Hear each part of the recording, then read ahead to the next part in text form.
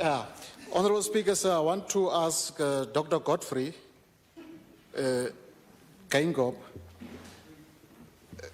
first Director of Elections and all of those things he likes to hear, about this matter of the procurement board in which one ethnic group was placed in a very definitively powerful position in relation to the question of unity and so on and so forth. What is he going to do about it? Because his Minister of Finance is quiet about a procurement board that essentially represents one ethnic group in a post-independent, post-colonial Namibia. That is one. Two,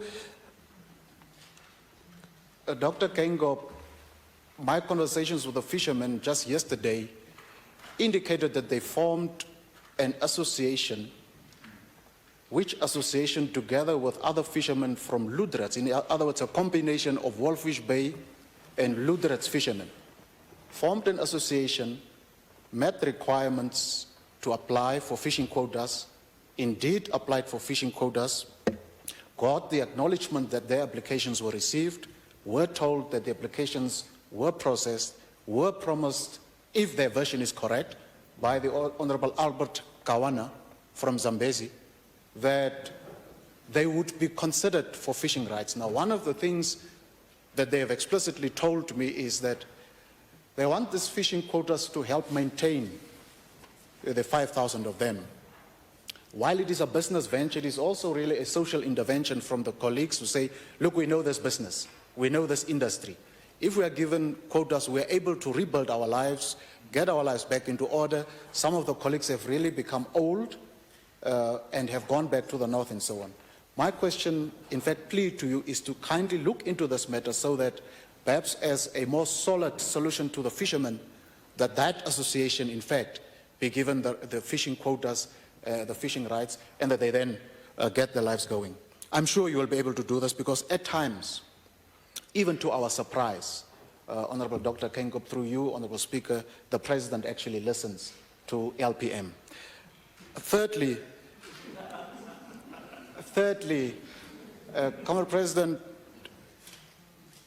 not a lecture, but just a request also. When you acknowledge 23-year-old person that was appointed by you, 24 now, and you as head of state, although we dispute some of those issues, but nonetheless as head of state, you forget or deliberately omit to acknowledge other 23-year-olds. It hurts them.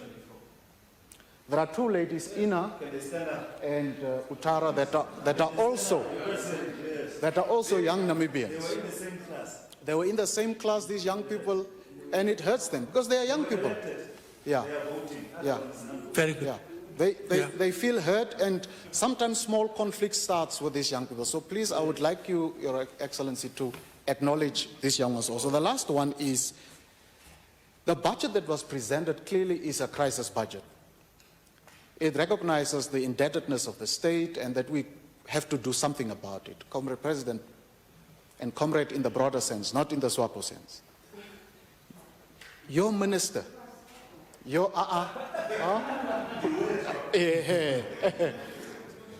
in the Honourable Speaker, the Secretary General SWAPO party is disturbing. The plan needs to emerge.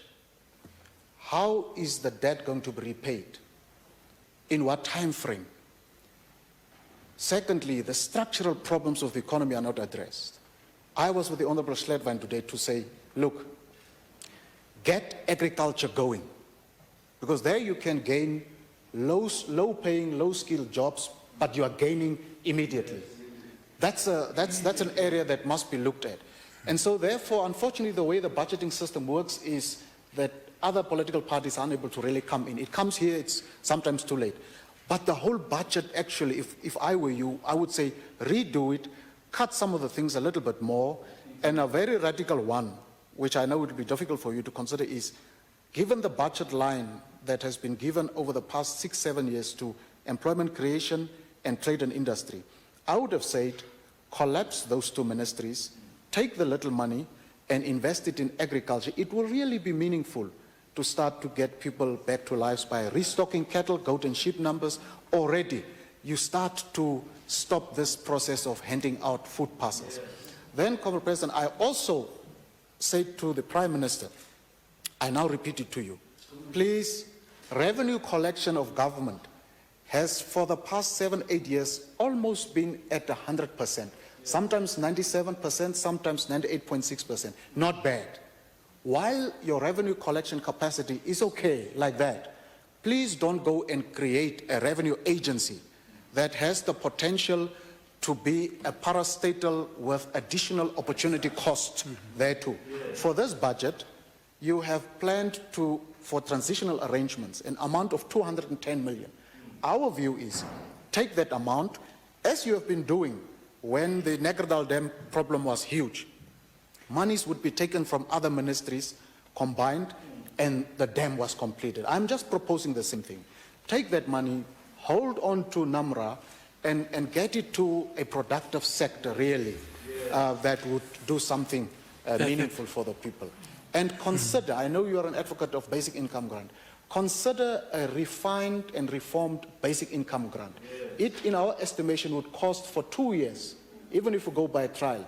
2 years, if we pack it on the basis of what Honorable Shimi gave, 750, it could be about 11.7, 11.8 billion over a 2-year period.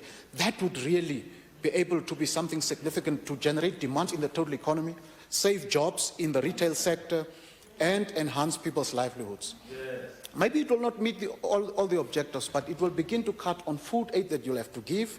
It will begin to cut on the criticisms of the this not having gotten, that having gotten, and this having gotten millipap, the other person having gotten chicken.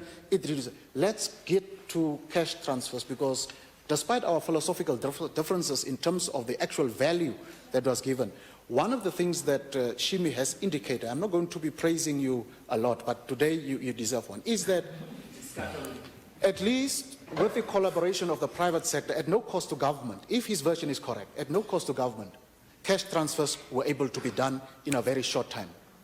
It demonstrates capacity of the state to maintain a 24-month cash transfer program packed at 750, and we then see, do an assessment perhaps after the first year and see where does it take us. But it is something that is a low-hanging fruit, President, because the budget that was presented was based on 4 pillars: save lives, save livelihoods, save jobs, and put the country on a trajectory of prosperity. The prosperity part will not be there, but saving lives, saving incomes, and saving jobs, at least those 3 would be met.